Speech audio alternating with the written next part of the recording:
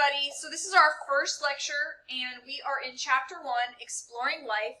And today we're going to talk about the characteristics that living things have and a little bit of an introduction in general to biology. Hi, I'm Emerald Robinson, and in this What Is video, we're going to try to pinpoint an answer to the question, what is science? Science can be defined as the process of observing and questioning the world around us. We also sometimes call the things we learn through experimentation science.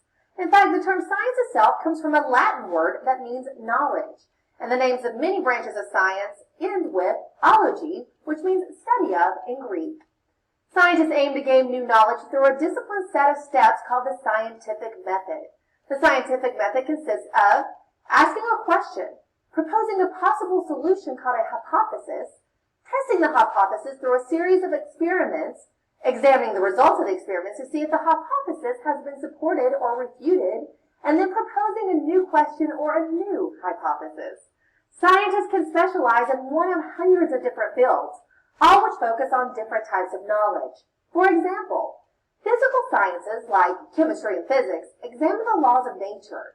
They're considered to be the fundamental sciences because everything in the universe obeys these natural laws. Astronomers, physicists, and engineers study physical sciences. Isaac Newton, Albert Einstein, and Marie Curie were physical scientists. Scientists in life sciences like evolution, microbiology, and zoology study anything living. Medicine is also considered to be a life science. Charles Darwin and Rachel Carson are two well-known biologists. Social scientists, who take jobs in fields such as psychology, sociology, and anthropology, study humans and human behavior. Sigmund Freud and Margaret Mead were both social scientists. Science never ends. Every day scientists make new discoveries and answer new questions. But there are always new mysteries to uncover and problems to solve. Okay, so the first thing we're going to talk about and the focus of this particular lecture is on the scientific study of life. A little bit about biology and what living things are. So the scientific study of living things. So if biology is the study of life, bio being life and ology being the study of, we want to define what life is. What is a living thing? So this lists the properties here very quickly. Order, reproduction, growth and development, energy processing, regulation, response to the environment, and evolutionary adaptation. We're going to walk through each of those in just a second. You should also know that the cell is the structural and functional unit of life. In other words, every single living thing, its base unit is cells. The smallest life on Earth is a single cell. And then some things like us and plants and funguses are multicellular, meaning we're made of many cells. But there is nothing smaller than a cell that we consider alive. For example, viruses, we actually don't consider alive. They do not fulfill these properties. So, here are each of the properties. Let's go through them quickly one by one. So first, living things show order. We're actually made of very simple things. Carbon, hydrogen, nitrogen. These are elements you've heard of before. But we're put together in a highly ordered structural way. And so that's what they mean by living things are ordered or organized, is that we're made out of simple things, but put together in a complicated way. Reproduction. Not only do living things reproduce, but when we reproduce, we make other organisms like us. Elephants give birth to elephants. Humans give birth to humans. So that's a characteristic of living things, is that we pass on our genes, our DNA, and we make offspring that resemble us. Growth and development. All organisms are born, they grow, and not only grow, but they develop. Growth refers to sort of getting bigger. Development is a little more complicated. If you think about it, you go through development. Not every body part grows at the same rate. When you're born, your head is huge compared to your body. But as we grow and we develop, we go through puberty. Some body parts grow for longer periods of time than others. And so that's development, maturation. Response to environment. So they show here the Venus flytrap snapping shut as a response to the environment. You can also think of things like plants bending towards light. That's a response to the environment. A bee stinging you. He's responding to his environment. even simple microorganisms may respond by swimming towards or away from light. So the response to environment is something that all living things, have. Energy processing. So organisms take in energy. Now that can either be by eating, like the caterpillar in this picture, or photosynthesis, like plants, where they make their own food. They're still taking in energy. They take in the sunlight and they convert the energy of the sunlight into the bonds of the sugars that they produce. Regulation. Regulation, or maintaining what we call homeostasis, or a balance, refers to keeping our internal environment stable. So in this case, this lizard is maintaining homeostasis by maybe sitting in the sun to warm up his body. Whereas if we're cold, we have an internal mechanism to do that, where we would shiver, and that might bring up our body temperature. But we have all kinds of mechanisms, all living things do, to maintain balance of things like sugar or salt, or the pressure in our cells, the amount of water, our water balance, our temperature. That's homeostasis. And then adaptation. So in this case, they're showing that the red panda, which is this adorable creature, has evolved over time to be suited to its environment. Evolution is complicated. An organism on its own can't evolve. It's not like it's cold, so the red panda suddenly decides, you know what, I should grow more fur, and so it does. But through long periods of time, you see variations and mutations in the DNA, and sometimes new traits appear. And if some red pandas are born and they inherit thicker fur, or by a mutation they have thicker fur, and that helps them to survive better, we may see over time that red pandas with thicker fur become more common, because the ones that had that trait were able to live longer and make more offspring than the others. And so that trait becomes more common because it got passed on to the next generation. So that's evolutionary adaptation. And these are just some pictures really big of the same thing. So living things are organized, living things reproduce, they grow and develop, they respond to stimuli, they use energy or metabolize, they maintain homeostasis, regulate things like their blood sugar, their temperature, their water balance. They evolve as a species. A species can evolve.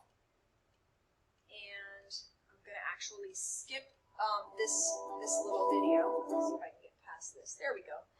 And then let's talk about arrangements. So the little video I skipped there also went through this, but we're going to talk about it anyway. And it basically talks about taxonomy is the study of classification, classifying organisms into groups.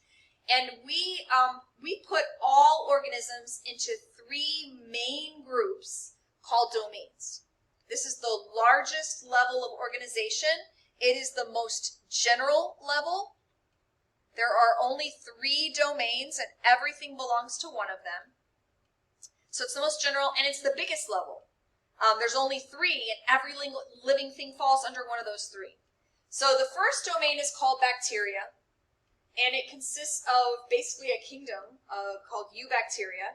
And this actually includes a lot of the little single-celled prokaryotic, no nucleus, so I'll just write that here, prokaryotic organisms. Like that you would come in contact with if you got sick, like streptococcus, or staph. And also the bacteria in probiotics, and also the bacteria that you find that make yogurt, lactobacillus. So a lot of the bacteria around us that you would come in contact with belong to this domain, bacteria. Archaea, that domain translates to ancient bacteria. They are also prokaryotic, but a lot of them are found in extreme environments. Some of the ones that are in Archaea live in really salty places, or they live in really, really hot places, some called thermophiles that live like in volcanoes. The ones in salty places are called halophiles. There's some that live in swamps where there's toxic gases. The final domain, so these are the first 2, and they both include bacteria. The third one is the one you're the most familiar with, eukarya. And this is the one that includes us, because we are animals. So eukarya includes a few different kingdoms: fungi, plants, animals, and protists. Now your book lists protists as being in several kingdoms. Used to be that Protista was a single kingdom. There's some debate about how to classify them, but very quickly, protists tend to be, they're single-celled, like bacteria, but they are eukaryotic cells, hence the the domain eukarya. Cells of all of these kingdoms are eukaryotic, which the biggest thing to know about eukaryotic cells is they're cells that have a nucleus. So protists are really simple ones. They include things like algae, amoeba, paramecium, little pond organisms. Fungi, of course, are things like mushrooms. Plants are the ones that are multicellular and they make their own food, the ones that do photosynthesis. And then, of course, we belong to the group animals. So we'll talk more about the specific characteristics of each of these groups later in the year. This is just an introduction. But here's some pictures just to show you. See how archaea and bacteria, they're both just very simple single-celled organisms. And then all of these are in eukarya. They're made of eukaryotic cells. So protists, which are single-celled, but eukaryotic cells, and then plants, fungi, and animals. And then again, this is just some very close-up pictures of the same thing. Archaea, protists, plants, fungi, and animals. And we're actually going to skip this video as well. Alright, so checkpoint question, to which domain do we belong? Hopefully if you were paying attention, you know that we are in the domain eukarya. Alright, moving along. Alright, next. So this is talking about the structural levels of organization. For example, cells, tissues, organs. We'll run through them very quickly in a second. An emergent property. So this is a property that emerges or only exists when you get to a certain level. For example, we know that the smallest living thing is cells. So you can have organelles and you can have oxygen, and you can have carbon dioxide and proteins and all sorts of things, but the property of being able to be alive doesn't emerge until you get to the cell level. So that's what that emergent properties refer to. They refer to specific characteristics that you can't see until you get to a certain level. For example, you don't have a rideable bicycle, even if you have tires and you have pedals and handlebars and a chain. You don't have a rideable bicycle until those things are arranged properly so that they can interact, and then you'd have a rideable bicycle. So that's what an emergent property is.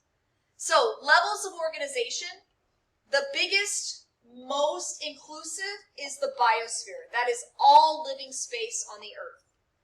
A little smaller than that is an ecosystem, then a community, then a population, and then from there, an organism, organs and systems, tissues, cells, organelles, and then the chemical level, atoms and molecules. So really quickly, here's some definitions. So the biosphere is all the living space on the whole earth. So that's the biggest, most inclusive.